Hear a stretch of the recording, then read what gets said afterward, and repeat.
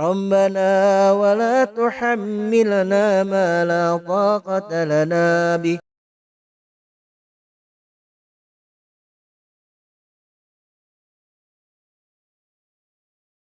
Bismillahirrahmanirrahim. Assalamualaikum warahmatullahi wabarakatuh.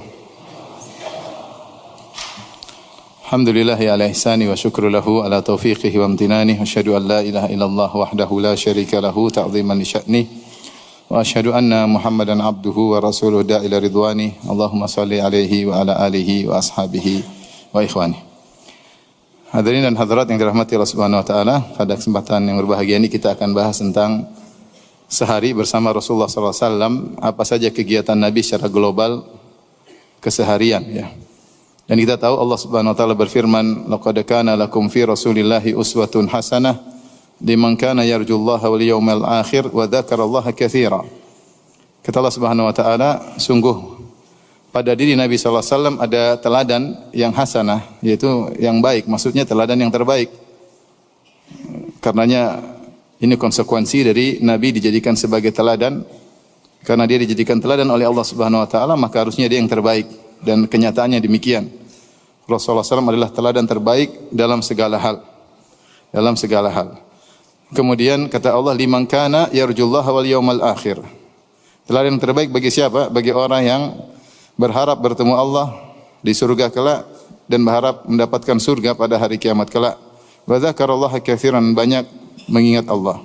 Orang yang fokus ingin meneladani Nabi adalah orang yang ingin bertemu dengan Allah dan berharap mendapatkan surga. Adapun orang yang tidak memikirkan akhirat, maka keteladanan Nabi hanyalah sebagai wawasan numpang lewat, tidak dia fokuskan. Makanya Allah mengatakan, laqad kana lakum fi Rasulillahi uswatun hasanah liman kana yarju Allah wal yawmal akhir. Sungguh pada Nabi sallallahu alaihi wasallam ada teladan terbaik bagi orang yang berharap bertemu Allah dan hari akhirat. Konsekuensi orang yang memikirkan akhirat, maka dia berusaha untuk meneladani Nabi sallallahu alaihi wasallam. Dan pada kesempatan kali ini kita akan membahas tentang contoh sampel dari keseharian Nabi sallallahu alaihi wasallam, tentunya tidak secara keseluruhan, tapi hanya sekedar global, ya. Kita mulai dari subuh hari Nabi sallallahu alaihi wasallam. Adalah Nabi sallallahu alaihi wasallam salat subuh di awal waktu, sebagaimana dalam hadis ketika Rasulullah SAW ditanya, hadis Ibnu Mas'ud, ayul amali ahabbu ilallah, amalan apa yang paling dicintai oleh Allah Subhanahu wa taala? Maka Nabi berkata, as-salatu ala waqtiha, salat di atas waktunya. Banyak ulama menafsirkan yang dimaksud dengan salat ala waqtiha yaitu as-salat fi awwali waqtiha, ya. Salat di awal waktu. Karena waktu salat adalah waktu yang muassa dari awal sampai akhir, ya. Oleh karena yang mulia yang mana adalah yang pertama. Dan itu dicontohkan oleh Nabi sallallahu alaihi wasallam. Nabi selalu salat di awal waktu, kecuali ada kebutuhan khusus. Contohnya seperti ketika zuhur sangat panas, maka Rasulullah SAW mengatakan abridu bis salat. Seperti di Hijaz yang kondisi sangat panas, maka Rasulullah SAW suruh untuk sholat duhurnya ditunda menjelang asar, karena kalau di awal waktu sangat panas, kemaslahatan khusyuk lebih utama, oleh karenanya ditunda. Demikian juga Isya, Rasulullah SAW ingin ditunda, tapi Rasulullah SAW melihat kondisi jamaah, idza ra'ahum mujtama'u ajjal wa idza ra'ahum abta'u akhar. Kalau Rasulullah lihat para sahabat sudah kumpul, Rasulullah segera salat Isya. Kalau Rasulullah melihat mereka lambat, Rasulullah tunda. Tapi secara umum salat-salat yang lain Rasulullah SAW salat di awal waktu. Makanya salat subuh disebutkan Rasulullah SAW selesai salat subuh bi ghalas, yaitu ketika remang-remang, ya. Fayan sarifu nisaul mu'minat, maka para wanita pergi meninggalkan masjid. La yu'rafna minal ghalas, mereka tidak dikenal, ya, karena masih remang-remang. Ini selesai salat subuh. Demikian juga dalam riwayat yang lain, hina ya'rifu ahaduna jalisahu. Rasulullah SAW selesai salat subuh ketika seorang baru mengenal teman sebelahnya, ya. Artinya masih gelap, artinya orang ketiga, orang di sampingnya lagi dia tidak kenal. Dan kita tahu bahwasanya Rasulullah SAW salat subuh dengan bacaan yang panjang. Berarti Rasulullah SAW salat di awal waktu, ya. Kemudian kebiasaan Nabi SAW setelah salat subuh, beliau duduk di musallanya, yaitu di tempat beliau salat. Berzikir kepada Allah Subhanahu wa taala sampai terbit matahari. Dalam hadis Jabir bin Samurah radhiyallahu taala anhu, fa idza tala'at qama. Kalau Rasulullah SAW setelah matahari terbit, maka beliau meninggalkan masjid. Beliau meninggalkan masjid. Tidak disebutkan dalam hadis Rasulullah SAW salat duha di masjid. Tidak disebut dalam hadis Rasulullah SAW salat duha di masjid. Karena sang perawi ketika bertanya kepada Jabir bin Samurah, "Akunta tujalisun Nabi sallallahu alaihi wasallam?" Apakah kau sering duduk bersama Nabi? Kata Jabir bin Samurah radhiyallahu anhu, "Na'am katsiran." Saya sering duduk bersama Nabi sallallahu alaihi wasallam. Nabi itu kebiasaannya kalau habis salat subuh beliau berzikir di tempatnya ya sampai terbit matahari. Fa idza tala'at qama. Kalau matahari terbit maka beliau pergi. Bahkan beliau sebutkan wa kanu yatahaddatsun wa ya'khuduna fi amril jahiliyah. Sementara para sahabat juga ada yang di masjid dan mereka ngobrol di masjid dan Rasulullah membiarkan.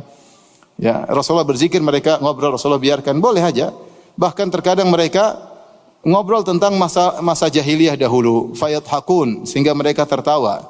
Ingat nostalgia zaman dahulu ya, tentang masa lalu di zaman jahiliyah membuat mereka tertawa. Mungkin mereka dulu nyembah berhala kayak apa, kayak hal yang aneh-aneh yang membuat mereka tertawa. Fayatabassam. Adapun Rasulullah SAW melihat mereka, Rasulullah SAW tersenyum. Rasulullah tersenyum. Taib, maka ini adalah kebiasaan Nabi sallallahu alaihi wasallam. Makanya kita menghidupkan sunnah ini sunnah mulai ditinggalkan ya karena berbagai macam alasan, sibuklah apalah ya. Tapi kalau kita di Madinah masih banyak orang seperti itu ya. Mereka pagi mereka duduk di masjid sampai terbit matahari ya, sampai terbit matahari ya. Kalau ada uzur ya mungkin karena kerjaan ya, yang lebih wajib ya silahkan. Tapi kalau kita kosong nggak ada kegiatan, hendaknya kita hidupkan sunnah ini sampai berzikir sampai terbit matahari ya. Ya ada kawan dia kebablasan, dia istrinya datang sama saya sama dia juga ya. Ustaz suami saya ini kalau di masjid sampai lama. Jadi bukan cuma sampai terbit matahari sampai jam 9. Saya bilang, "Pak, kenapa sampai jam 9?" Dia senyum-senyum aja. Terus saya jalan, dia bilang, "Kalau saya pulang diomelin, mending saya sampai jam 9." Nah, ini ada hal meninggalkan kumudorotan. Jadi ya jangan kelamaan juga, istri rindu, pengen ngobrol ya. Taib Rasulullah SAW, zahirnya beliau kalau mau salat duha di rumah. Sebenarnya datang dalam hadis Aisyah radhiyallahu taala anha, kana yusalliha 4 rakaat atau yazid. Rasulullah SAW salat, kata Aisyah, kana Rasulullah SAW yusalli duha 4 wa yazidu masya Allah. Rasulullah SAW salat duha 4 rakaat dan beliau menambah sesuai dengan keinginan Nabi SAW. Ini di rumah Aisyah melihat. Oleh karena di sini pembahasan tentang hukum salat syuruk. Hukum salat syuruk. Kita tahu syuruk adalah awal dari duha. Intinya kalau seorang menjalankan sunnah Nabi, dia duduk di masjid dari habis salat subuh, kemudian dia berzikir sampai terbit matahari. Setelah itu dia menunggu waktu syuruk 15 menit setelahnya. Kemudian dia salat duha di masjid, boleh atau tidak? Boleh ya, boleh. Kemudian khilaf di kalangan para ulama, apakah pahalanya seperti haji dan umrah hadisnya sahih atau tidak? Khilaf di kalangan para ulama. Sebagian ulama mendhaifkan, sebagian ulama menghasankan seperti Syekh Al-Albani rahimahullah, Syekh bin Baz rahimahullah, Syekh bin Utsaimin rahimahullah, apalagi terkait dengan fadhil amal, mereka tidak ketat dalam hadis-hadis seperti ini dan amalannya boleh. Amalan tersebut habis salat berzikir sampai terbit matahari kemudian salat duha di masjid boleh. Ya. Tetapi apakah itu kebiasaan Nabi? Zahirnya enggak. Sampai apakah Nabi salat duha selalu, itu pun khilaf di kalangan para ulama ya. Ibnu Qayyim mentafsir dalam kitabnya Zadul Ma'ad, beliau mengatakan tidak demikian. Karena Rasulullah SAW perbanyak salat di malam hari sehingga beliau tidak ditangkap selalu rutin salat duha karena beliau tidak diperhatikan salat duha karena beliau senantiasa salat malam. Ketika beliau tidak salat malam baru diriwayatkan Rasulullah SAW mengqadha salat malamnya 12 rakaat di waktu apa? Duha ya. Jadi orang sudah salat malam lama banyak ya, boleh dia tidak salat duha atau sesekali salat duha. Tapi intinya amal ini habis salat subuh berzikir sampai terbit matahari, ini sunnah Nabi sallallahu alaihi wasallam. Setelahnya mau salat duha di masjid, mau di rumah, silahkan ya, silahkan, yang penting salat. Apalagi dalam hadis Allah mengatakan, Ibnu Adam salatlah 4 rakaat di awal hari, akfika akhiran nahar, maka aku akan berikan kecukupan di akhir hari. Siapa yang salat duha 4 rakaat, mudah-mudahan dimudahkan urusannya sampai akhir hari. Ini kebiasaan Nabi sallallahu alaihi wasallam. Kemudian beliau salat duha 4 rakaat, kata Aisyah, wa yazidu masya Allah. Kemudian beliau tambah sesuai dengan yang Allah takdirkan baginya. Hadis riwayat Muslim. Adapun kegiatan beliau di rumah, ya, para sahabat tidak mengetahui. Ya. Para sahabat hanya mengetahui bagaimana kegiatan Nabi SAW ketika di luar rumah, ketika di masjid, ketika safar. Tapi dalam rumah mereka enggak tahu. Mereka tanya kepada istri-istri Nabi SAW tentang ibadah Nabi, salat malam Nabi. Ya, mereka tanya kepada istri-istri Nabi SAW. Jadi yang tahu adalah istri Nabi SAW. Di sini dalam hadis-hadis Nabi SAW, ternyata Rasulullah SAW di rumah melakukan kegiatan sebagaimana suami-suami yang lain di zaman tersebut, orang-orang Arab yang lain. Itu beliau memerah susu kambing, kemudian beliau menjahit bajunya, beliau melayani dirinya. Ya. Aisyah ditanya radhiyallahu taala anha, Ummul Mukminin, maka Rasulullah sallam ya'malu fi baitihi. Apa sih yang dikerjakan Nabi sallallahu alaihi wasallam di rumahnya? Faqalat kana basyaran minal basyar, yafli thawbahu wa yahlubu syatahu wa yakhdumu nafsahu. Beliau adalah manusia sebagaimana yang lain, ya. Maksudnya Aisyah ingin menyatakan beliau sebagaimana yang lain, beliau tawadhu, beliau tidak menempatkan diri sebagai raja sebagaimana raja-raja yang lain yang dilayani dalam segala hal. Tidak, beliau tawadhu, bahkan di puncak ketawadhuan. Bahkan beliau di rumah beliau membantu istrinya kerja sendiri, ngurusin dirinya sendiri. Aisyah berkata, makanya Aisyah buka dengan kana basyaran minal basyar, dia seperti lelaki yang lain. Ya, tidak menstel dirinya seakan-akan raja yang harus dilayani dalam segala hal. Duduk manis, kemudian kaos kaki dibuka, ya, kemudian gigi disikat. Enggak, beliau kerja sebagaimana yang lainnya, ya. Kemudian beliau menjahit bajunya, memerah susu kambingnya, ya. Kemudian melayani dirinya. Dalam riwayat yang lain, Aisyah berkata, kana yakhitu thawbahu, beliau menjahit bajunya. Wa yakhsifu na'lahu, dan beliau menjahit sendalnya. Itu sendal dari kulit ditempel, digabung, kemudian dijahit. Jadi agak tebal. Rasulullah kerjakan, ya, namanya yakhsifu na'lahu. Wa ya'malu ma ya'malu rijal fi buyutim. Sebagaimana suami-suami yang lain, para lelaki kerjakan di rumah mereka. Dalam riwayat yang lain, kata Al-Aswad, sa'altu Aisyata ma kana Nabi sallallahu alaihi wasallam yasna'u fi baitihi. Aku bertanya kepada Aisyah, apa yang dikerjakan oleh Nabi di rumahnya? Qalat, Aisyah berkata, kana yakunu fi mihnati ahlihi. Rasulullah SAW membantu istrinya. Mihnati ahli fi khidmati ahlihi. Rasulullah membantu istrinya. Fa idza hadaratis salatu kharaja ila salat. Kalau tiba waktu salat beliau langsung pergi menuju salat. Ini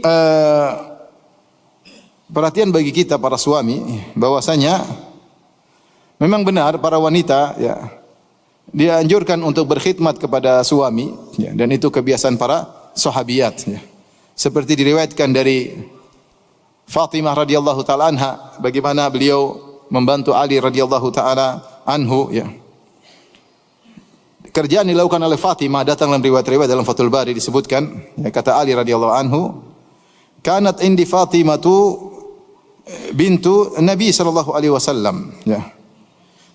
Istri saya Fatimah, putri Nabi sallallahu alaihi wasallam. Fajarrat birraha hatta atharat biyadiha.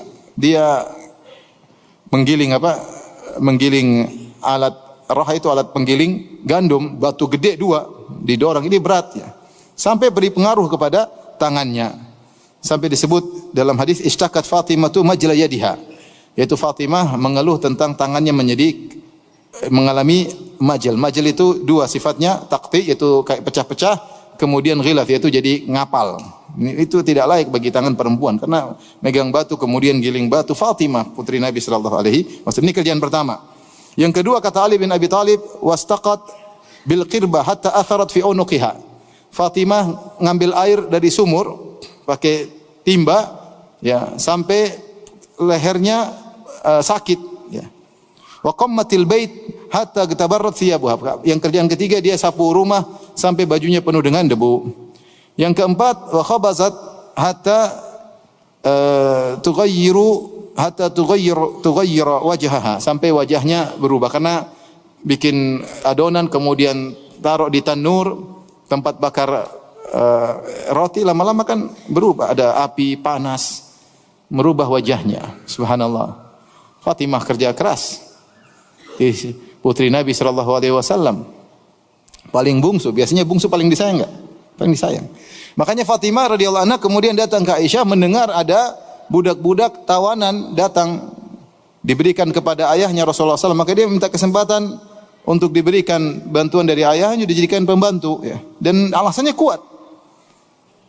Suaminya miskin Ali bin Abi Thalib radhiyallahu taala. Maka kemudian minta kepada Nabi, ternyata Nabi tidak ada. Setelah pulang kemudian Aisyah lapor kepada Nabi sallallahu alaihi wasallam, ternyata Nabi tidak kasih pembantu kepada Fatimah, bahkan Nabi mengajarkan Fatimah dan Ali untuk berzikir kepada Allah Subhanahu wa taala sebelum tidur agar kuat. Subhanallah 33 kali, alhamdulillah 33 kali, Allahu akbar 33 kali, 34 kali. Disebut dalam riwayat Rasulullah berkata, "Bagaimana saya berikan membantu kepada Fatimah sementara fuqara usuffah, orang-orang yang miskin yang tinggal di Sufah kelaparan. Mending ini budak saya jual, hasilnya saya berikan kepada mereka." Rasulullah SAW mengajarkan kepada putrinya untuk hidup zuhud dengan bersabar. Ya. Bahkan dia berkata Rasulullah dengan kalimat yang indah, hendaknya dihafal oleh para wanita. Kata Rasulullah, "Isbiri ya Fatimah, sabarlah wahai Fatimah. Inna khairan nisa allati nafa'at ahlaha." Sebaik-baik wanita adalah yang bermanfaat bagi keluarganya. Sebaik wanita adalah yang paling bermanfaat bagi keluarganya, yang bantu keluarganya. Ya. Oleh karena seorang wanita ketika kerja di rumah, ngurus anak, bersihkan rumah, ya, dia merasa ini adalah pekerjaan terbaik. Rasulullah mengatakan khairun nisa, sebaik-baik wanita, itu membantu keluarganya, membantu keluarga. Ini contoh Fatimah radhiyallahu taala anha. Kemudian juga dalam contoh yang lain, ya, seperti Asma binti Abi Bakar, ya, ketika dinikahi oleh Zubair bin Awam.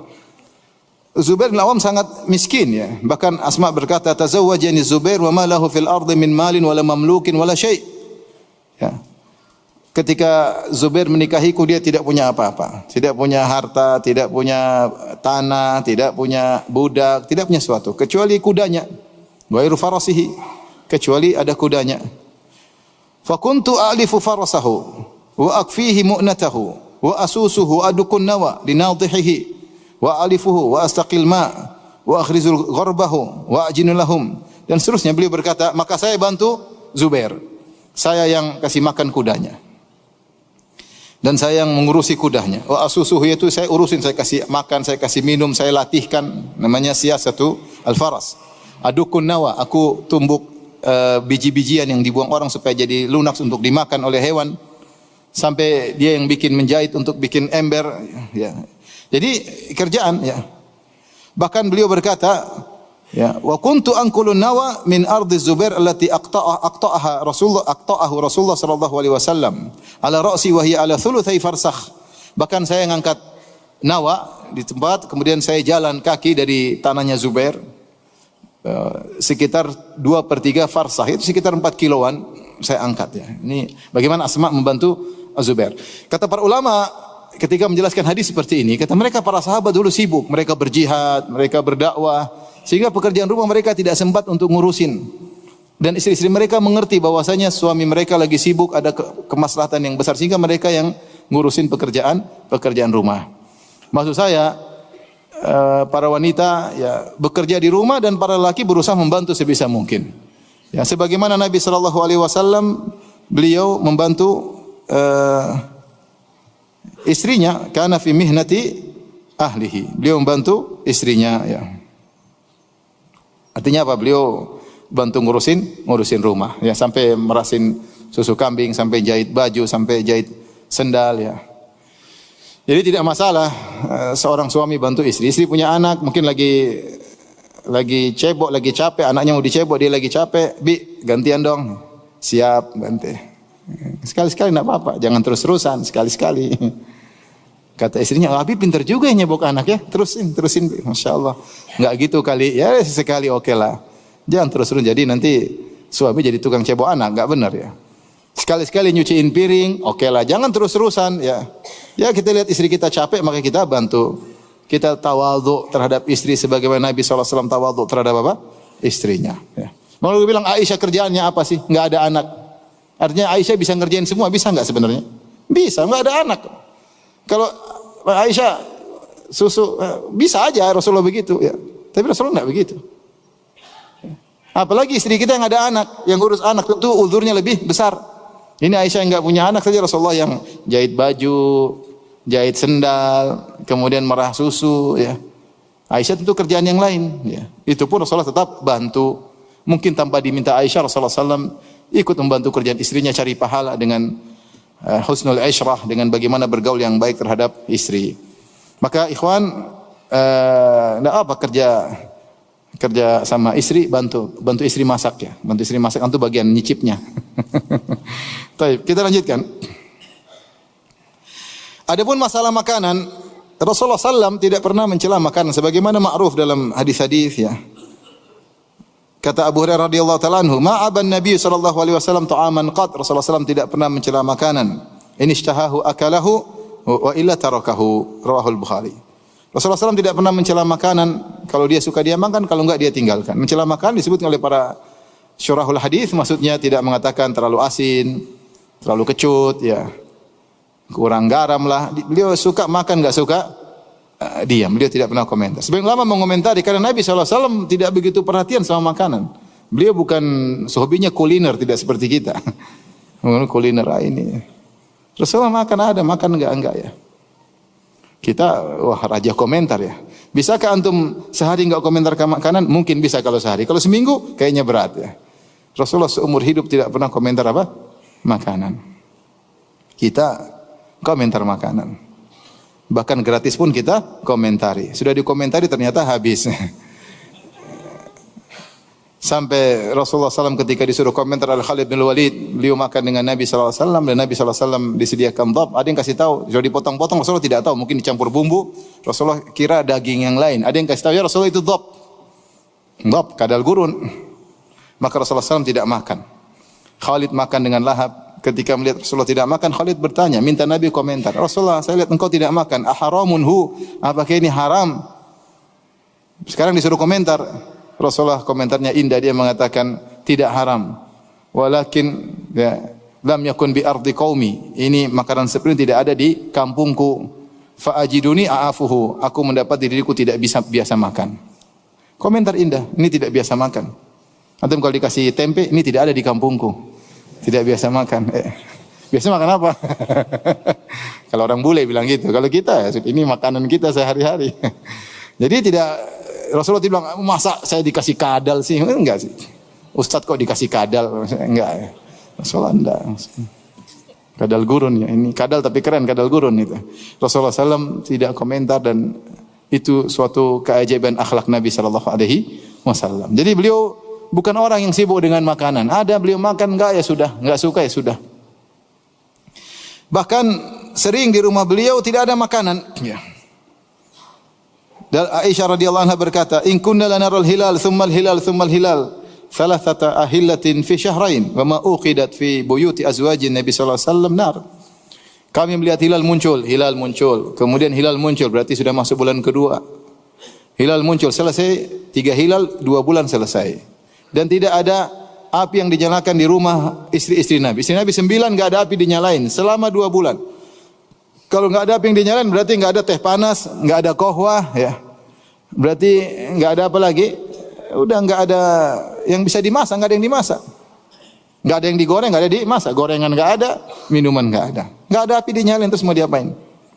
Dan itu semua istrinya 9.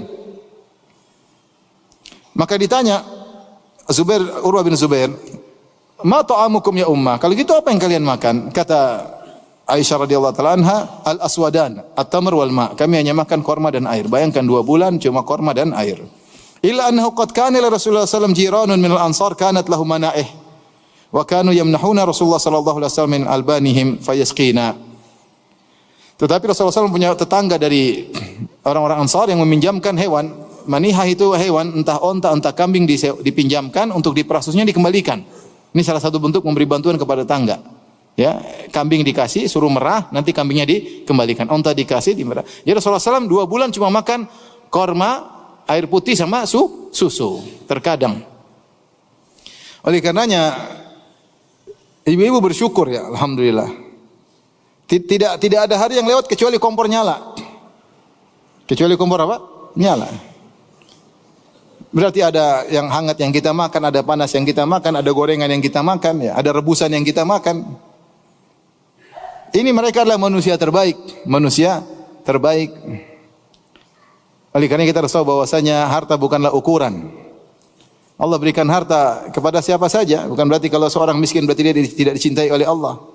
Atau sebaliknya, ya, bisa jadi orang kaya dicintai oleh Allah, bisa jadi orang miskin dicintai oleh Allah. Tapi Nabi SAW beliau memilih hidup zuhud. Bahkan di antara mukjizat Nabi disebut oleh sebagian ulama yaitu komitmen dalam zuhud, konsisten. Rasulullah SAW tidak pernah senang-senang berfoya-foya sehari pun enggak pernah. Beliau komitmen tentang zuhud. Ini menunjukkan beliau seorang nabi. Kalau seandainya beliau bukan nabi, mungkin beliau sekali-sekali senang, hura-hura. Beliau seumur hidup enggak pernah hura-hura. Padahal harta banyak, kemenangan cukup banyak beliau dapatkan.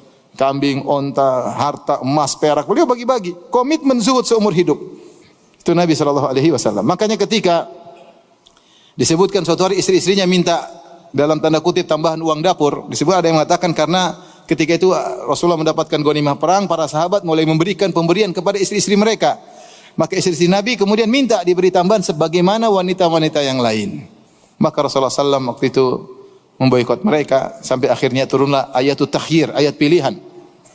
Rasulullah suruh milih, mau hidup dengan Nabi harus zuhud. Allah katakan, ya ayuhan nabi, qul li azwajika in kuntunna turidul hayatad dunya wa zinataha fata'alaina umatti'kunna wa usarrihkunna sarahan jamila. Wahai Nabi, katakanlah kepada istri-istrimu, 9 orang, bilang sama mereka semua. Kalau kalian menghendaki kehidupan dunia dan perhiasannya, kemarilah umatti'kunna, saya akan berikan kepada kalian pemberian. Wa usarrihkunna sarahan jamila, kita cerai baik-baik. Kalau ingin dunia saya kasih, tapi harus pisah, enggak bisa sama saya. Wa in kuntunna turinallaha wa rasulahu wad daral akhirah. Tapi kalau kalian ingin Allah dan Rasulnya dan hari akhirat, fa innallaha adda lil muhsinati minkunna ajran azima. Maka Allah siapkan ganjaran yang besar di akhirat. Rasulullah bicara tentang akhirat. Dunia cuma sebentar. Ya, dunia cuma sebentar. Akhirnya istri Nabi pilih untuk hidup sederhana bersama Nabi sallallahu alaihi wasallam. Ya nisa'an Nabi, ya. May ya'ti minkunna bi fahishatin bayyinatin, ya. Yudha'af lahal 'adzabu dhi'fain wa kana dzalika 'ala Allah yasira. Siapa di antara kalian melakukan maksiat akan diberi azab double dan itu mudah bagi Allah. Wa may yaqnut minkunna lillahi wa rasuli wa ta'mal salihan nu'tiha ajraha marratain wa a'tadna laha ajran karima. Adapun jika kalian ternyata taat kepada Allah, kunut, sabar beribadah demi Allah dan Rasulnya dan beramal saleh, maka Allah siapkan bagi kalian ganjaran yang besar. Jadi Nabi mengajak istri-istrinya untuk memilih hidup sederhana, Oleh karenanya lihat bagaimana Nabi sallallahu alaihi wasallam sering puasa gara-gara tidak ada sarapan. Rasulullah SAW bertanya, hal indakum ta'am, ada makanan enggak? Kata istrinya enggak ada. Kata Nabi sallallahu alaihi wasallam, idzan fa ana shaim, kalau gitu saya puasa. Dalam riwayat yang lain Rasulullah tanya, ada makanan enggak? Kata istrinya enggak ada. Kata Rasulullah SAW, faqad asbahtu shaiman, laqad asbahtu shaiman, sudah puasa dari pagi. Rasulullah biasa. Sampai Al-Bukhari rahimahullah dalam sahihnya menyebutkan ada sekitar 6 atau 8 sahabat kebiasaan mereka seperti Nabi. Kalau tanya kepada istrinya, ada makanan enggak? Kata istrinya enggak. Kata mereka, kalau gitu saya berpuasa. Sungguh bahagia istri kalau punya suami seperti ini. Mami ada makanan enggak? Enggak ada. Kalau gitu papi puasa. Masya Allah, papi. Besok lagi, mami ada makanan enggak? Sarapan? Enggak ada. Kalau gitu papi puasa. Masya Allah. Hari ketiga masih sabar. Mami ada makan enggak? Kalau gitu papi puasa. Hari keempat, mami ada makan enggak? Enggak ada papi. Mami ngapain aja mami? Luar biasa. Hidup mereka bukan untuk kuliner ya kalau kita perhatikan. Tidak seperti kita atau sebagian kita ya. Lihat ketika ada tamu datang menemui Nabi sallallahu alaihi wasallam, Nabi suruh cek, coba tanya istri-istriku, ada enggak makan untuk jamu tamu ini? Dicek istri pertama sampai istri 9, semuanya menjawab dengan jawaban yang sama, walladzi ba'atsaka bil haqq ma indana illa ma. Sampaikan kepada suami kami, demi Allah yang mengutus engkau dengan kebenaran, tidak ada di rumah kecuali cuma air putih, gimana mau jamu tamu? Ini Rasulullah adil. Ternyata 9 istrinya semua tidak punya makanan. Satu tidak punya makanan, semuanya tidak punya makanan. Ya. Adil Rasulullah SAW. Maka Rasulullah itu adilnya luar biasa. Sampai kebersamaan, sampai nafkah, adil Rasulullah SAW. Buktinya semua tidak punya makanan. Subhanallah. Beginilah kehidupan Rasulullah SAW. Makanya ibu-ibu masya Allah bersyukur ya. Pulang ke rumah masih ada singkong, masih ada beras, alhamdulillah. Buka lemari masih ada Indomie, masya Allah, alhamdulillah. ATM suami juga ibu yang pegang, alhamdulillah. Terus apa lagi mau ngomel-ngomel? Udah bersyukur pada Allah Subhanahu wa. Tinggal ibadah. Lihat Rasulullah SAW rumahnya sederhana. Sampai mau sholat aja nggak ada space. Sampai Rasulullah SAW kalau mau sholat harus sentuh kaki Aisyah radhiyallahu anha supaya ditekuk supaya ada space untuk sujud. Kita rumah besar, space untuk sholat di mana-mana. Cuma yang sholat siapa itu masalahnya. Di dapur kita aja bisa buat sholat, besar dapurnya. Kamar mandi kalau boleh besar juga. Artinya tapi subhanallah.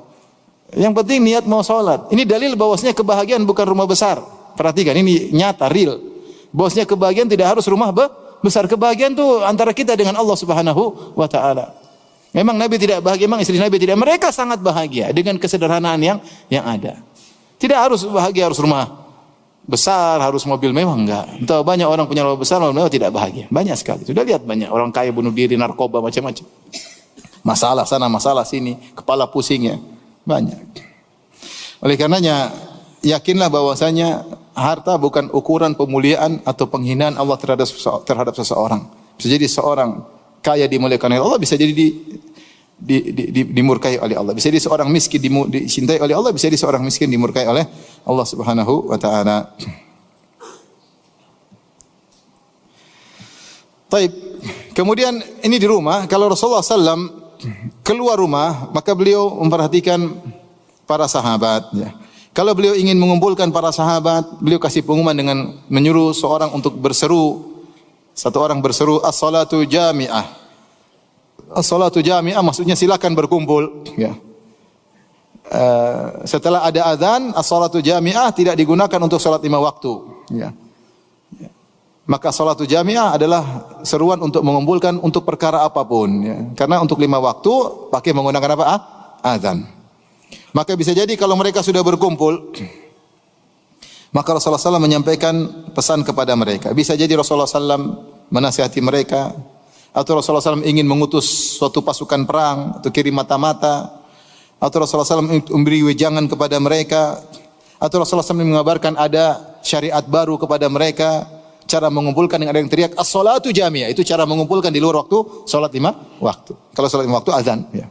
Kalau ada perkara yang genting, caranya as-salatu jami'ah. Kemudian Rasulullah SAW juga yatafaqqadun nas, yaitu ngecek-ngecek. Kalau bahasa kita belusukan tapi bukan pencitraan ya. Jadi Rasulullah tidak bawa tim ya, enggak. Rasulullah ngecek ya. Karena Rasulullah SAW kepala negara ketika itu dia harus ngecek. Ya, bagaimana kondisi masyarakat, bagaimana muamalah mereka. Ini dalilnya banyak disebut oleh para ulama. Contoh, seperti sebenarnya mengatakan kenapa Rasulullah SAW kalau salat Id lewat satu jalan pulang lewat jalan untuk mengecek, yatafaqqad, ngecek. Lewat sini pulang lewat jalan lain. Siapa tahu di tempat lain ada yang susah. Jadi Rasulullah ngecek-ngecek. Kemudian juga kenapa Rasulullah SAW sering ke Kuba setiap pekan, kulla sabtin masyian aw raqiban. Rasulullah SAW keluar dari rumah pergi ke Kuba setiap pekan, ada yang setiap Sabtu, yaitu berjalan kaki atau naik kendaraan. Ada yang mengatakan untuk sholat di Masjid Kuba dan untuk mengecek masyarakat di sekitar Kuba, karena Kuba jauh dari pusat kota di Madinah. Sehingga dia ngecek setiap pekan ada waktu ngecek para sahabat yang ada di sana. Yatafaqqad ya. Kemudian Rasulullah SAW juga menyungguh orang sakit. Ya, Rasulullah SAW menyungguh orang sakit. Ya. Seperti bahkan Rasulullah SAW menyungguh pembantunya Yahudi yang sakit. Kana gulamun Yahudiyun yakhdimun Nabi sallallahu alaihi wasallam. Ada seorang remaja Yahudi yang dulu pernah menjadi pembantu Nabi. Dan Nabi kepala negara muslim, pembantunya non muslim. Kemudian sakit, Rasulullah dengar, Rasulullah datangi untuk dikunjungi, dijenguk. Bayangkan, Rasulullah tidak lupa dengan kebaikan orang, bahkan membantunya non muslim Rasulullah datang. Ternyata dia sakit, kesempatan Nabi untuk mendakwahi. Selama ini mungkin Rasulullah dakwah dia tidak masuk Islam. Sekarang dia sakit, kesempatan. Kan dia berkhidmat kepada Nabi jadi bantu waktu lama, tapi ternyata enggak masuk Islam. Ketika dia sakit Rasulullah kunjungi, Rasulullah katakan aslim, masuklah Islam engkau. Jadi dia tahu tentang ajaran Islam, dia tahu Nabi siapa. Maka dia lihat kepada ayahnya, takut ayahnya marah, ayahnya bilang ati Abul Qasim, taati si Abul Qasim, taati Muhammad. Maka dia pun masuk Islam. Jadi perhatian kita, Rasulullah kunjungi pembantunya. Sama Rasulullah SAW kunjungi Anas bin Malik radhiyallahu anhu. Anas bin Malik siapa? Pembantu Nabi sallallahu alaihi wasallam. Ibunya Ummu Sulaim mendatangkan Anas, ya Rasulullah, ada Anas yakhdumuka. Ya Rasulnya Anas jadi pembantumu, masih kecil. Tapi Rasulullah SAW datang ke rumahnya. Ya. Sampai Rasulullah SAW juga sholat di rumah tersebut. Rasulullah SAW ngecek-ngecek. Sampai ketika adiknya Anas, adik dari satu ibu lain bapak, ya, anaknya Abu Talha, masih kecil, mungkin umur 4 tahun kurang lebih, punya peliharaan burung, burungnya mati. Maka Rasulullah sempatin ngobrol sama anak kecil tersebut. Kata Rasulullah SAW, ya Aba Umair ma fa'alan Nugair. Wahai si Abu Umair. Bayangkan dia masih kecil dipanggil kunyah, ya enggak? Abu Umair, ya. Abu Umair.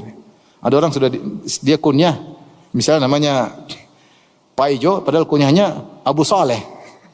Pak Ijo, ya Pak Ijo, Abu Saleh. Senang dipanggil dengan apa? Kunyah. Ini anak kecil, Rasulullah panggilnya dengan apa?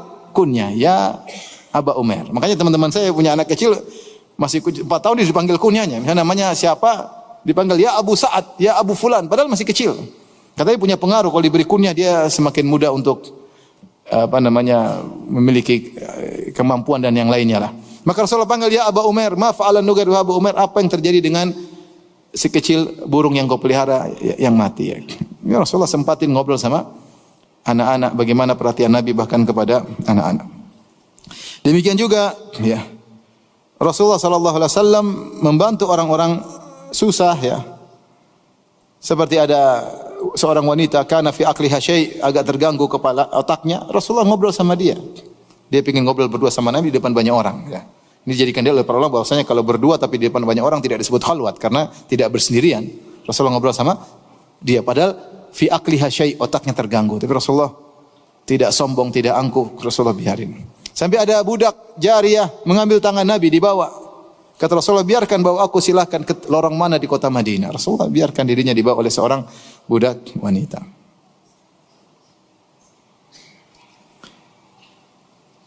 Demikian juga Rasulullah sallallahu alaihi wasallam ya dalam hadis menjenguk orang buta. Dari Jabir bin Abdullah radhiyallahu anhu beliau berkata, qala Rasulullah sallallahu alaihi wasallam, intaliqu bina ilal Basir alladhi fi Bani Waqif na'uduhu. Marilah kita pergi ke Basir yang ada di Bani Waqif, kita jenguk dia. Wa kana rajulan a'ma, dan dia seorang yang buta. Rasulullah SAW sengaja untuk menjenguk orang buta. Rasulullah SAW ngecek. Demikian juga Rasulullah SAW pernah masuk masjid, Rasulullah lihat kok mana perempuan tukang wanita berkulit hitam yang suka membersihkan masjid. Kata para sahabat, mereka sudah meninggal. Halla adantumuni, kenapa kalian tidak kasih tahu saya dia sudah meninggal? Mereka menganggap perkara remeh. Rasulullah tidak perlu tahu. Hanya seorang wanita meninggal kita kubur, selesai. Tapi Rasulullah menganggap tidak remeh. Kenapa wanita ini pengurus masjid? Maka berbahagialah orang-orang diberi amanah untuk ngurus masjid, ngurus rumah Allah. Bagaimana Rasulullah perhatian sampai wanita berkulit hitam ini yang hanya sekedar sapu-sapu masjid, Rasulullah tanyakan tentang dia. Kata Rasulullah, tunjukkan kepadaku mana kuburannya. Rasulullah SAW datang, kemudian Rasulullah SAW salatkan. Ini Rasulullah perhatian. Ya. Tapi demikian juga Rasulullah SAW dikatakan ya dalam hadis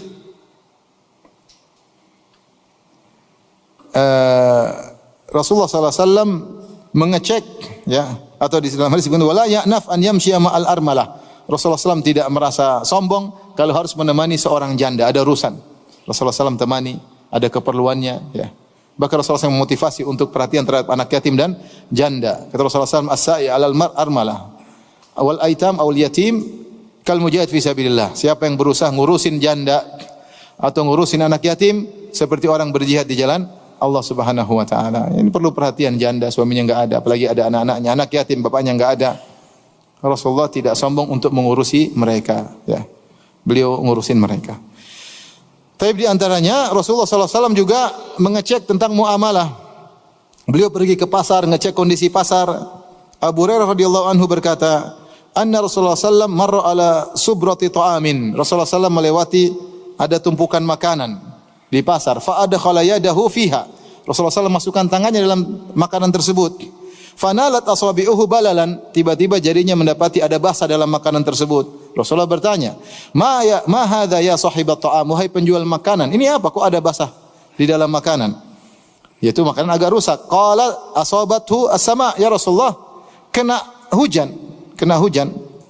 Rasulullah kemudian menjelaskan, afala ja'altahu fawqa ta'am kayyarahu nas. Kenapa kau tidak taruh bagian luar agar orang tahu, orang lihat?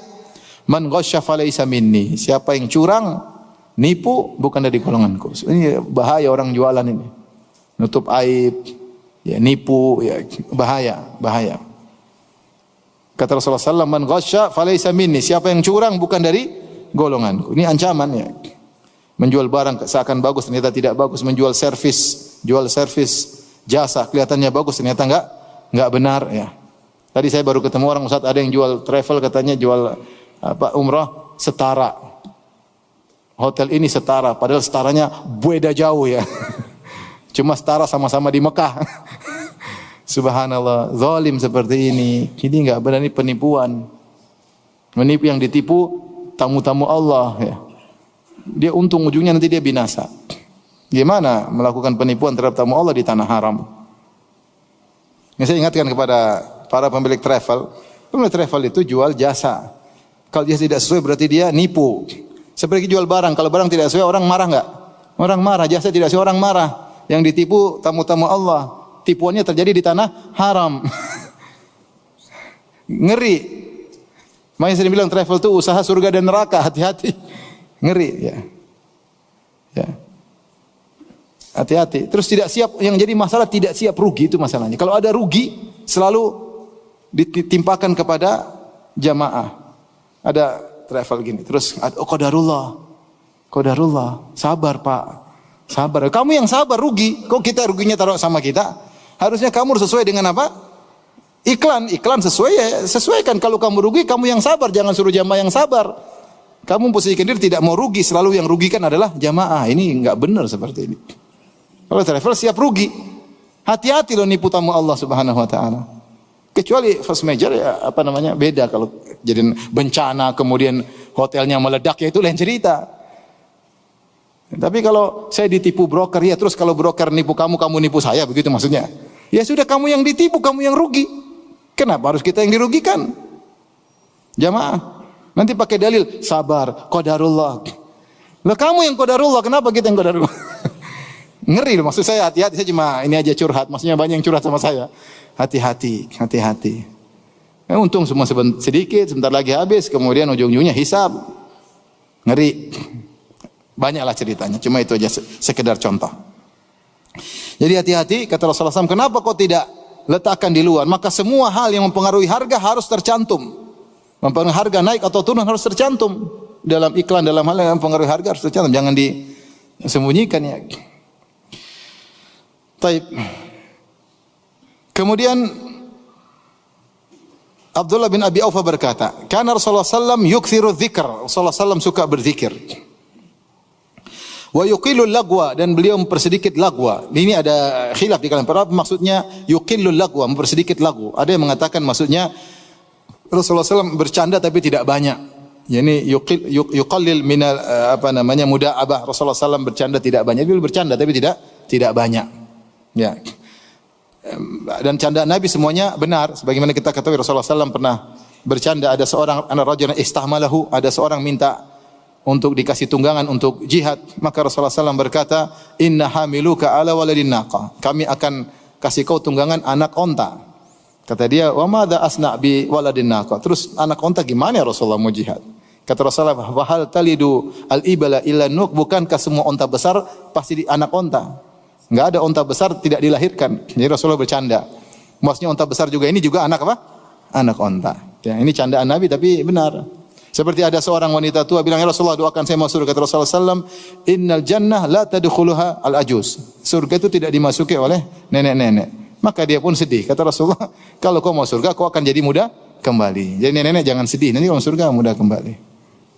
Nah, ini candaan Nabi semuanya benar, tapi tidak banyak. Rasulullah SAW yuqillul lagwa, tidak banyak bercanda. Ini tafsiran. Tafsiran yang lain mengatakan yuqillul lagwa, maksudnya Rasulullah SAW rata-rata hadisnya jawami'ul kalim, yaitu padat, singkat dan padat. Ada hadis-hadis yang tidak singkat padat tapi tidak banyak. Kebanyakannya singkat dan apa? Padat. Ya. Ini maksudnya. Ada yang mengatakan yukil maknanya ya'dim, itu sama sekali tidak melakukan hal yang sia-sia. Dan itu ditafsirkan demikian karena di antara sifat-sifat orang beriman tidak melakukan perkara sia-sia. Allah mengatakan qad aflahal mu'minun alladzina hum fi salatihim khashi'un walladzina hum 'anil lagwi mu'ridun. Sungguh beruntung orang-orang yang beriman yang mereka khusyuk dalam salat mereka dan mereka berpaling dari perkara sia-sia. Ini ciri orang beriman. Ini sangat dibutuhkan di zaman sekarang. Kita banyak terjerumus dalam perkara sia-sia, bukan perkara sia-sia, bahkan perkara haram dengan interaksi dengan medsos, melihat yang haram, nonton yang tidak perlu, melihat aurat wanita terbuka, dengar musik, dengar ghibah, dengar namimah. Bukan lagi perkara sia-sia, bahkan perkara yang haram. Demikian ketika Allah menyebutkan tentang ibadur rahman, kata Allah Subhanahu wa taala, ya, ketika menyebut sifat-sifat ibadur rahman, ya, wa idza marru bil lagwi marru kirama. Ketika mereka melewati perkara sia-sia, mereka lewat aja. Mereka lewat aja. Antum kalau lagi jalan ada orang dangdutan, lewat aja. Jangan ikut berdiri kemudian kepala ikut goyang. Itu enggak benar. Lewat aja. Kalau antum lagi buka di dunia maya, ada yang tidak perlu antum lewati. Marru kiraman, jangan diklik. Kalau diklik imma sia-sia, kalau enggak sia-sia haram. Kita sia-sia sudah banyak kita lakukan. Bagaimana kita melihat ciri-ciri qad aflahal mu'minun? Padahal ciri-ciri orang beriman, orang-orang yang anil lagwi mu'ridun, berpaling perkara sia-sia. Wa idza marru bil lagwi marru kirama. Kalau melihat sia-sia mereka lewati. Sudah azan Isya? Sudah. Tapi kita lanjut habis ini insyaallah taala azan dulu. Jadi intinya hati-hati di antara sifat Nabi sallallahu alaihi wasallam yukthiru dzikr, suka berzikir. Lisan ini hendaknya kita sering berzikir, ya. Ingat, zikir dengan tasbih, tahlil, tahmid atau zikir mikirin makna-makna Al-Qur'an, makna hadis termasuk zikir. Karena talabul ilmi termasuk apa? Zikir, memikirkan tafsir, memikirkan fikih itu zikir. Di antaranya zikir dengan lisan. Jadi usahakan kita pikirkan tentang agama. Itu namanya mengingat Allah Subhanahu wa taala. Wa yutilu salat, dan beliau memperpanjang salat. Wa yuksiru ayuqsirul khutbah. Ada yang mengatakan terkait dengan khutbah Jumat. Ya, khutbah Jumat disebut dalam hadis inna min fiqhir rajul, di antara fikih seseorang adalah memperpanjang salat, memperpendek apa? Khutbah. Dan itu benar. Orang kalau faqih, dia khutbahnya singkat padat, bermakna. Tapi kalau dia enggak faqih, ngalur ngidul, sana ke sini, sana ke sini, sana ke sini, akhirnya turun sakinah, jemaah pada ngantuk. Tidur. Kalau dia faqih harusnya singkat padat, salatnya yang panjang. Kemudian wala ya'nafu an yamshiya ma'al armal, Rasulullah SAW tidak merasa sombong kalau harus berjalan dengan seorang janda menemani keperluannya, ya, mengenai keperluannya. Makanya perlu ada pendataan para janda, kita kasih bantuan. Dan ini di antara hal yang dianjurkan oleh Nabi sallallahu alaihi wasallam, ngurusin janda, ya. Saya pernah ke kawan, dia punya asrama janda, Masya Allah, janda banyak situ.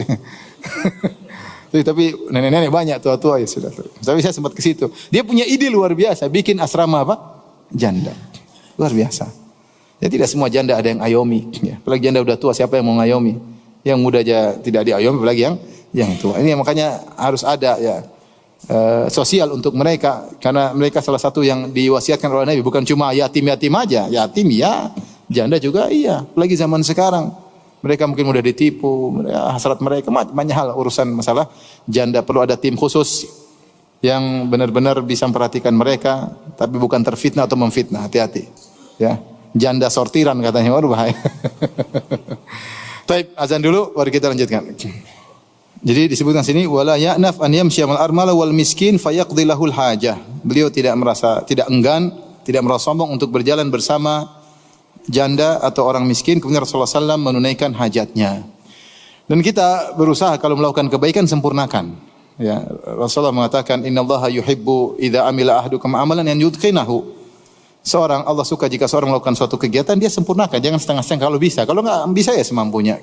Ada saya punya kawan, dia punya bapak atau punya saudara luar biasa. Kalau ada orang tanya rumahnya itu di mana ya? Dia langsung nganterin pakai motor sampai ke rumahnya. Bukan cuma nunjuk sana sini, dia langsung nganterin. Kebiasaan dia. Orang tanya di mana, nganterin sampai ke depan rumahnya. Jadi orang senanglah sampai depan apa? Rumahnya. Maksudnya kalau kita punya kebaikan sempurnakan. Ya, kalau bisa sempurnakan. Bisa bantu orang miskin sampai selesai urusannya, bagus. Bisa bantu dia berobat sampai selesai sembuh, bagus. Ya. Sempurnakan sampai benar-benar hajatnya selesai. Makanya dikatakan fayaqdilahu lahajah. Yaitu Rasulullah SAW sampai selesaikan hajatnya. Kalau bisa, kalau enggak mampu, enggak apa-apa. Makanya Nabi mengatakan man naffasa kurbatan, ya. Siapa yang meringankan, nafas itu tanfis, bisa jadi hilang secara total, bisa jadi hilang sebagian. Tapi kalau bisa secara total kita mampu, lakukanlah, itu yang terbaik. Baik. Kemudian kalau ada permasalahan Rasulullah SAW diskusikan sama para sahabat.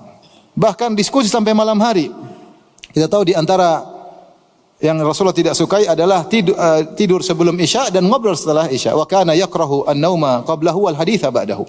Rasulullah SAW tidak suka tidur sebelum Isya, khawatir bablas sehingga Isya terlambat ya. Dan Rasulullah SAW tidak suka ngobrol setelah Isya ya, karena ngobrol setelah Isya ini dampaknya banyak. Waktunya panjang, lupa diri, kemudian akhirnya begadang, akhirnya salat malam lewat, salat subuh terlambat.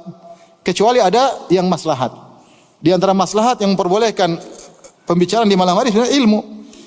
Setelah Isya pembicaraan ilmu enggak ada masalah. Para ulama sering begadang, diskusi di antara mereka di malam hari. Sampai disebutkan ada sebagian muridnya Imam Malik mendatangi Imam Malik menjelang subuh. Subhanallah, diskusi Imam Malik menjelang apa?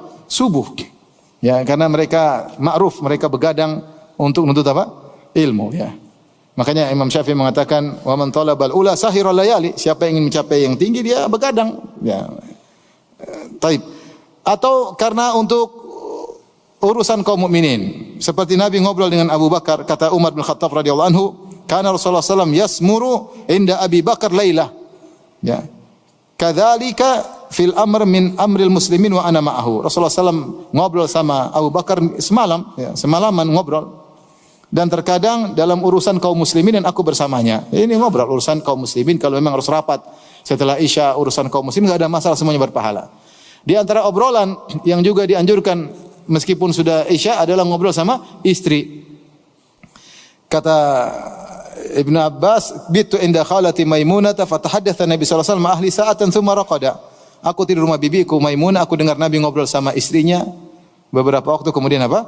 Tidur. Jadi seorang berusaha sisihkan waktu ngobrol sama istri.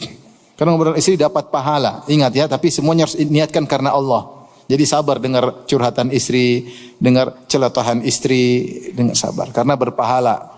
Rasulullah juga melakukannya mendengar obrolan istri. Dia menunggu kita datang, ya kita sibuk datang kemudian sibuk ngantuk tidur. Kasihan dia nunggu padahal ingin apa? Curhat. Kalau kita enggak dengar curhat, dia curhat sama orang bahaya. Nah, makanya kita dengarin. Sebentar enggak lama-lama ya. 5 menit ya, 10 menit. Nah, tidur. Baik. Kita bacakan kesimpulan Ibnu Katsir.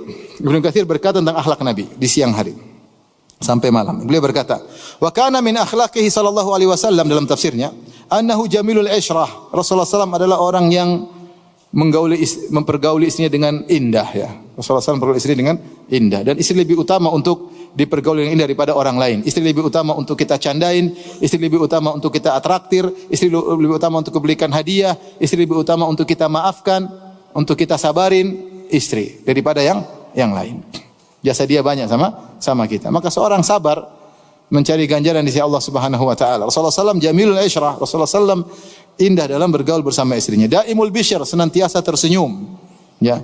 Yudaibu ahlahu, kata Ibnu Katsir mencandai istrinya. Wa yatalattafu bihim, dan Rasulullah SAW lembut dengan mereka ya. Harusnya kita begitu. Keluar macan, di rumah kelinci, lembut dipegang. Jangan di rumah macan, keluar apa? Kelinci. Ya, di luar. Kita harus lembut sama istri, di luar garang-garang dikit oke lah, tapi di rumah jangan terbalik. Di luar pengecut, di rumah garang. Ya. Wa yusi'um nafaqatahu. Kalau beliau ada kelebihan, beliau kasih lapang pemberian kepada istri-istrinya tentu dengan aturan. Wa yudhahiku nisa'ahu, dan beliau membuat istrinya tertawa dan beliau juga tertawa kepada istrinya. Ini sifat-sifat Nabi sallallahu alaihi wasallam. Paham? Yang selanjutnya ini antum enggak paham, dengar baik-baik. Wa yajtami'u nisa'uhu kulla lailatin fi baitil lati yabitu indaha Rasulullah sallallahu alaihi wasallam. Istri-istrinya ngumpul, ini antum susah paham nih. Istri-istrinya ngumpul di rumah istri yang jatah nginapnya. Jadi ngumpul bareng, terkadang makan bareng ya. Fayakulu ma'ahunna al-asya fi ba'dil ahyan. Terkadang makan malam bareng. Rasulullah kumpul dengan 9 istrinya makan malam bareng. Ini cuma wawasan ya, wawasan. Wawasan. Kemudian habis itu yang lain pulang, kemudian dia tinggal bersama istri yang jatah nginapnya. Subhanallah sallallahu alaihi wasallam, luar biasa ya. Tsumma tansarifu kullu wahidatin ila manziliha. Kemudian masing-masing balik. Rasulullah sallam adil seadil-adilnya Rasulullah sallam. Rasulullah tidak pernah membedakan satu dengan lain urusan mabit, tidak pernah. Tentang Istri tua sudah tua, udahlah 2 hari aja, istri muda 5 hari, nggak boleh. Atau sebaliknya, mentang-mentang istri tua yang berkuasa 5 hari, istri muda 2 hari, hisab miring hari kiamat, ya akhi. Hati-hati. Miring. Ketemu hari kiamat, jenggotan kok miring? Qadarullah. Terlambat, nggak bisa. Ngeri. Miring. Sampai Rasulullah SAW sakit, Rasulullah berusaha adil. Sampai dia sakit susah diangkat, dia menjalankan gilirannya. Sampai sakit Rasulullah adil. Pindah ke rumah satu. Dia sakit, capek, dipapah, tapi demi keadilan. Sampai Rasulullah, para istri-istrinya tahu Rasulullah SAW ingin di rumah Aisyah, mereka izinkan semua. Kalau semua izin nggak ada masalah. Tapi maksudnya Rasulullah berusaha untuk adil. Sampai dalam sakit parah, mau mati, Rasulullah SAW mau meninggal, tetap berusaha menjalankan giliran apa? Giliran mabit. Ini sebagian kita poligami, satu tinggal di rumah, satu di garasi. Ya Allah, gimana ceritanya? Ya. Bangga istri saya 2. Satu di mana? Di garasi, ya gimana? Garasi dibikin rumah-rumahan. Nggak boleh gitu ya. Kalau nggak mampu lah yang cerita. Kalau mampu, dia ridho kok. Bukan ridho itu, pasti terpaksa daripada kamu ceraiin. Ya. Kalau adik perempuan mau digitukan gimana? Kalau kakak perempuan mau digitukan gimana? Ridho kamu. Kakak kamu jadi istri kedua, ditaruh di garasi. Yang benar aja. Taib. Kemudian kata Ibnu Katsir rahimahullahu taala, wa kana yanamu ma'al mar'ah min nisa'ihi fi syi'arin wahid. Beliau satu selimut, satu kain, lipat barang-barang berdua. Itu begitu yang benar ya. Bukan masing-masing selimutnya sendiri. Satu menghadap utara, satu menghadap selatan. Satu menghadap utara main HP, satu menghadap selatan main apa? HP. Ketawa ke TV sama istri orang, repot. Mesra sama istri, bukan sama istri orang. Kalau telepon sama istri semangat. Gimana habibati, gimana sayang, gitu lagi. Ini habis sibuk. Kalau sama istri orang, kafaluk ukhti, barakallahu fik. Ahsanallahu ilaik, Masya Allah. Langsung kreatif, inovatif. Setan memang ya. Sama istri, sibuk. Rasulullah SAW ngobrol sama istrinya, tidur selimut sama istrinya. Ya dha'an katifai rida wa yanamul bil izar. Rasulullah SAW biasanya kalau ini ya ridanya dilepaskan, tidur pakai sarung. Wa kana idza shalal isya yadkhulu manzilahu yasmuru ma ahlihi qalilan qabla an yanam. Ngobrol sama istrinya sebentar sebelum tidur. Yu'anisuhum bidzalik, menyenangkan istrinya. Dari tafsir Ibnu Katsir rahimahullahu taala. Baik. Kalau tiba malam hari, maka Rasulullah SAW tidur di awal malam, kemudian beliau bangun di akhir malam. Dalam beberapa riwayat, di antaranya Rasulullah SAW bangun di sepertiga malam yang terakhir. Ada riwayat seperti dalam hadis Ibnu Abbas, sepertiga malam terakhir Rasulullah bangun, kemudian salat sampai subuh. Ini itu kebiasaan Nabi SAW. Apalagi sepertiga malam terakhir adalah malam nuzul al-ilahi. Ya. Allah turun ke langit dunia dan Allah mencari hamba-hambanya. Hal min da'in fa'astajiba lahu, adakah yang berdoa akan aku kabulkan? Hal min sa'ilin fa'utiya su'lah, ada yang minta akan aku kabulkan? Hal min mustaghfirin fa'aghfirullah, apakah ada yang mohon ampun akan aku ampuni? Ini sepertiga malam. Bagaimana caranya? Yang terakhir kita hitung, kita dari azan maghrib sampai azan subuh. Azan maghrib sekarang jam berapa? 18 berapa? 18.16. Azan subuh 4.40 ya. Taruhlah gampangannya 6.30 sama 4.30 taruhlah. Berarti dari maghrib sampai subuh 10 jam. Kalau 10 jam bagi 3 berarti 3 jam 3 sepertiga jam. Berarti 3 jam 20 menit kira-kira. 3 jam 20 menit. Kalau 3 jam 20 menit, iya 3 jam 20 menit kita tarik dari setengah 4 berarti kan dari setengah 5 berarti setengah 4, setengah 3, setengah 2. Tambah lagi 20 menit mundur, ya kira-kira 1 jam lewat 15 menit. Jam 1 lewat 15 menit atau setengah 2 lah. Itu sudah mulai sepertiga malam yang terakhir. Antum bangun jam 2, jam 3 oke. Itu sudah termasuk sepertiga malam yang terakhir. Mulai dari setengah 2-an kira-kira. Dalam riwayat yang lain, Rasulullah SAW terkadang bangun dicicil sampai 3 kali. Beliau bangun, terjaga, beliau salat malam 2 rakaat, kemudian beliau tidur lagi. Terbangun lagi malam hari, beliau salat lagi 2 rakaat, kemudian tidur lagi. Kemudian bangun lagi, jadi enggak ada masalah. Kadang dicicil, kadang langsung sekaligus, bebas. Yang penting ada salat. Yang penting ada, jangan satu malam kita enggak salat sama sekali. Berusaha meskipun 2 rakaat.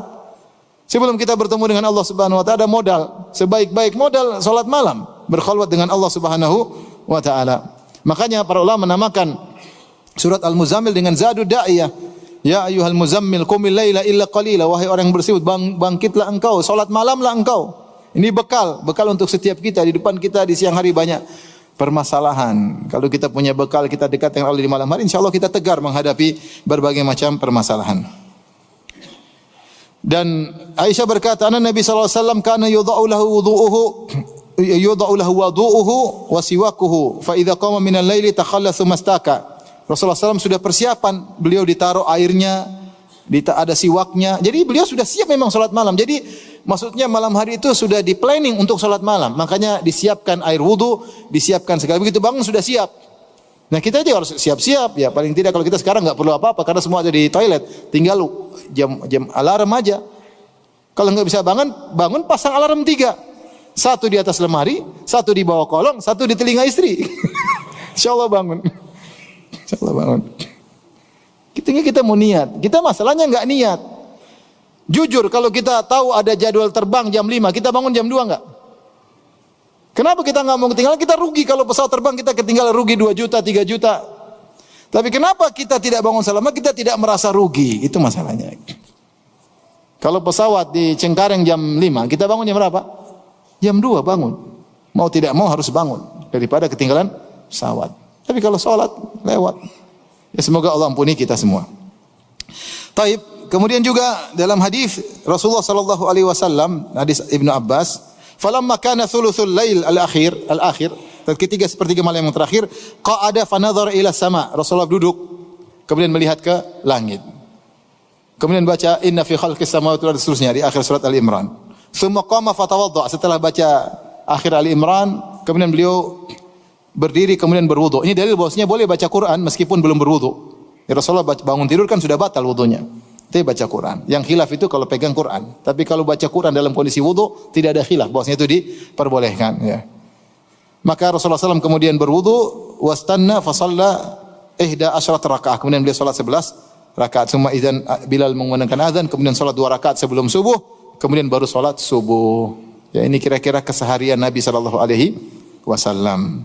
Intinya Rasulullah SAW rutinitasnya tidak ada yang pakem karena Rasulullah SAW juga mengalami banyak kegiatan-kegiatan. Terkadang beliau safar umrah, terkadang beliau safar haji, terkadang beliau safar perang. Ya banyak kegiatan Nabi SAW. Tapi secara umum kalau beliau tidak safar kira-kira seperti ini sebagaimana disebutkan oleh para ulama dalam hadis-hadis. Tentunya ada zikir-zikir yang lain yang beliau lakukan seperti zikir pagi, zikir petang yang merupakan keseharian Nabi SAW. Ya. Kalau ingin tahu bagaimana akhlak Nabi, ya tahulah bahwa seluruh kegiatannya karena Allah. Seluruh kegiatannya karena Allah. Qul inna salati wa nusuki wa mahyaya wa mamati lillahi rabbil alamin. Katakanlah salatku, sembelihanku, hidupku dan matiku hanya untuk siapa? Allah. Ini pedoman kita. Karena ingat kata Nabi SAW, innamal a'malu binniyat. Amalan tergantung niat. La ujra illa an husbah. Tidak ada pahala, la ajra illa an hisbah. Tidak ada pahala kecuali kalau diniatkan karena Allah. Maka nasihat saya pribadi dan juga para hadirin hadirat, semua kegiatan kita niatkan karena Allah. Ngurus istri, ngurus anak, bayar listrik karena Allah Subhanahu wa taala, nenangin istri, ngobrol sama anak-anak, meluk anak-anak, semuanya karena Allah. Olahraga karena Allah Subhanahu wa taala. Sehingga semuanya berpahala karena inna salati wa nusuki wa mamati lillahi rabbil alamin. La syarikalah. Yang ingin tahu bagaimana akhlak Nabi tinggal baca Al-Qur'an. Kana khuluquhul Qur'an, akhlak Nabi Al-Qur'an. Semua ayat tentang perintah-perintah Allah semuanya dikerjakan oleh Nabi sallallahu alaihi wasallam. Demikian Allah taala alam bisawab. Demikian